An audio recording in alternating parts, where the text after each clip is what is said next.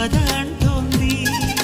మనసంతా ఎందుకనో దిగులుగా ఉంటుంది, అది కూడా చిత్రంగా బాగానే ఉంది. ఉప్పెన నా హృదయంలో చెలరేగే కలవరం, తప్పుకునే దారేదో వెతకాలి ఇద్దరం.